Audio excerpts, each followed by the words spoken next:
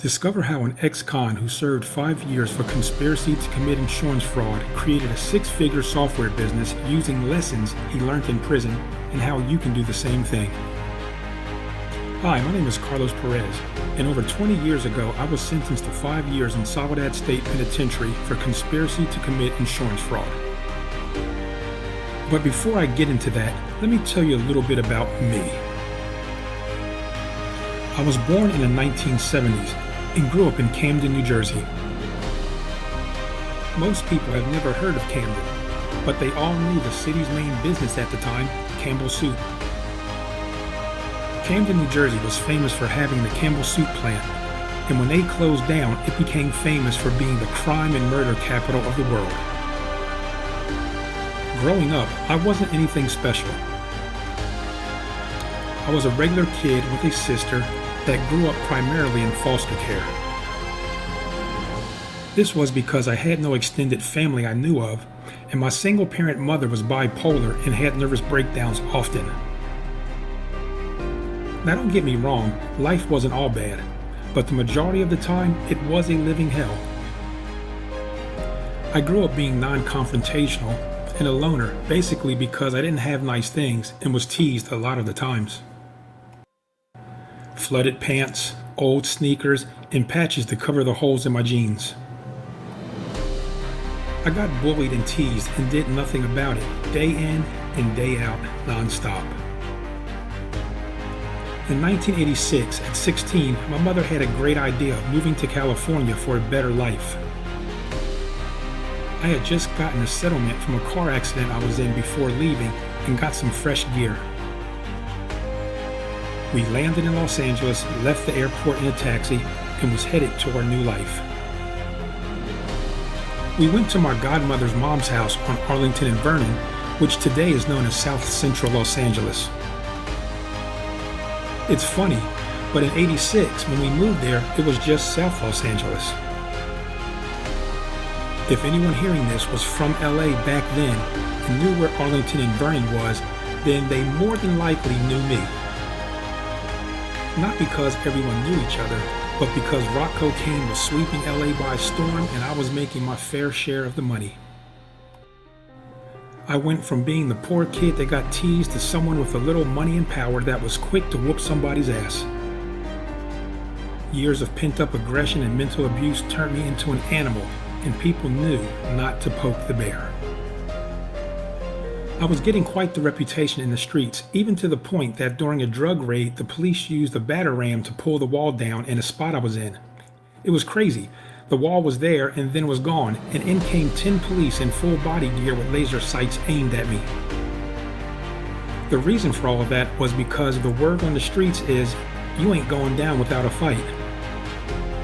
I don't know who was snitching and started that rumor, because as long as I had my attorney, who had a reputation for getting people off, I knew everything would be okay. During that time, I had over 38 arrests and 1 conviction for possession of 9 ounces with the intent to distribute, which got dropped down to possession and drug diversion classes. After that, I started messing around with credit cards, checks, programming cell phones, and car accidents. Now, just because selling drugs was not the main source of income, I still had to move in those circles, which meant I still had to put hands on fools and from time to time had to shoot someone. It's funny how a socially reclusive kid that was bullied and teased became someone not to mess with in Los Angeles. If the internet back then was like it is now, that may not have been possible since everything follows you. Like all things in life, everything must come to an end. And so it was with my freedom. You see, I'm the kind of guy that never liked my picture taken and always flew under the radar and stayed low-key. In fact, I don't exist in any yearbook or any school memorabilia. Pictures of me were always gathered and destroyed, leaving no evidence that anyone could use to identify me. My eventual sentencing to 5 years in Soledad came from a rat that I let get too close to me. He told me that he had a friend that was going to be homeless and had kids. That was my soft spot, and that she needed money to get a place. I arranged for her to be in an accident to get money to move into the place with her kids. Well, as it turns out, she was an undercover cop, and the rat set me up for whatever reason. When it was all said and done, I got processed through Delano and in less than 4 weeks was rolling up on Soledad South Yard.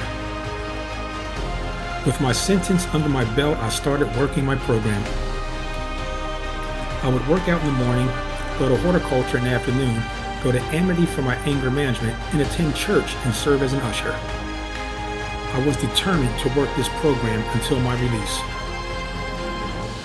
I had to focus on my program, and no politics and race crap, just my program. Now remember that little thing I mentioned before about reputation?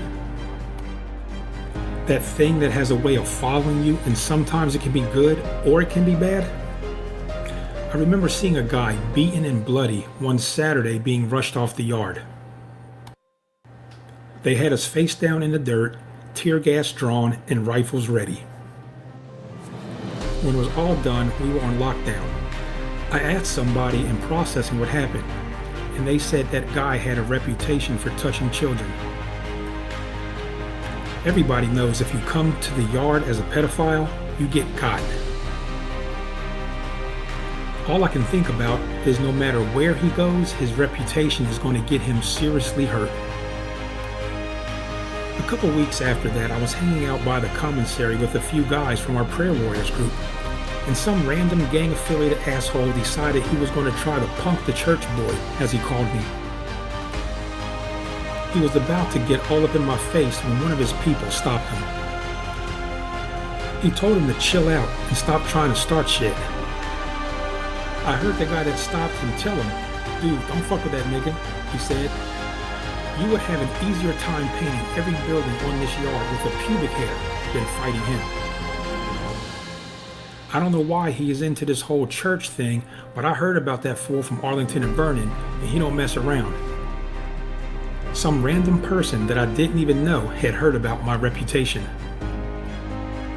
Whatever people said and thought about me allowed me to finish up my time undisturbed and at peace. After getting released and discharging off parole, I managed to fall into opportunity after opportunity, usually as a commissioned salesperson.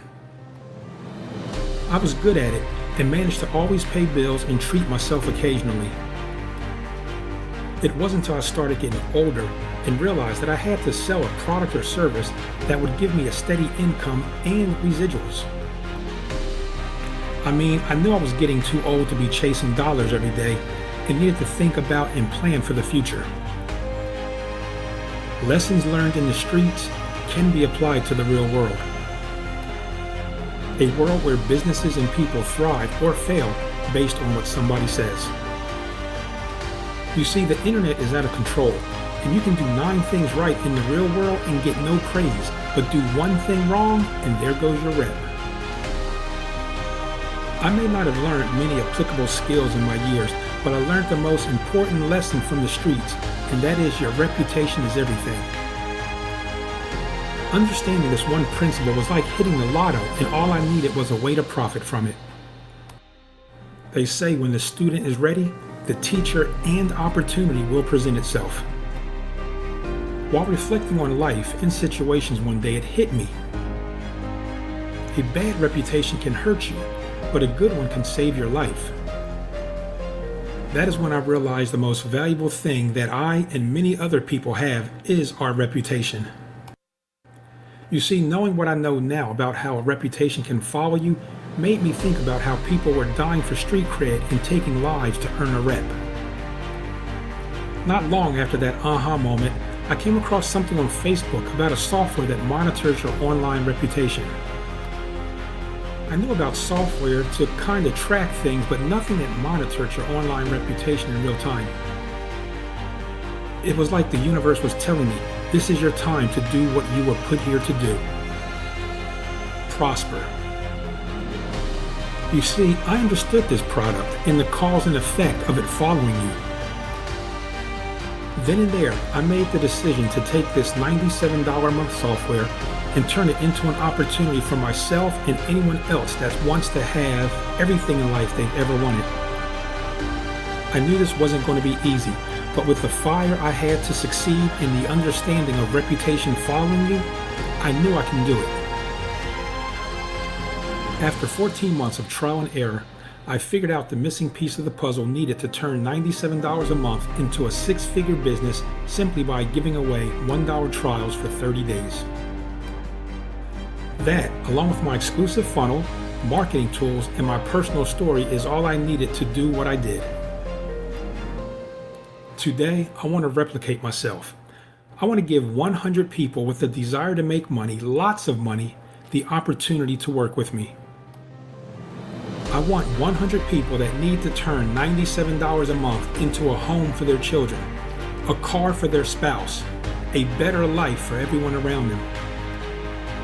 I'm looking for the person that gets up early and gets home late, but knows they were meant for something greater.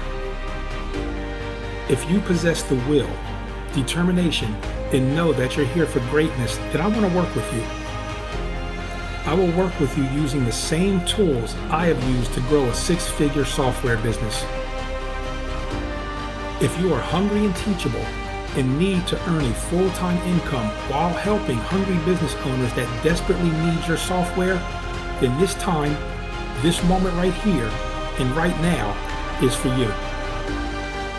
If you are tired living from hand to mouth and you want more out of life and believe you deserve it, watch our webinar explaining this unique opportunity and schedule an appointment with me. And if we are a good match, I promise that your life will never be the same again.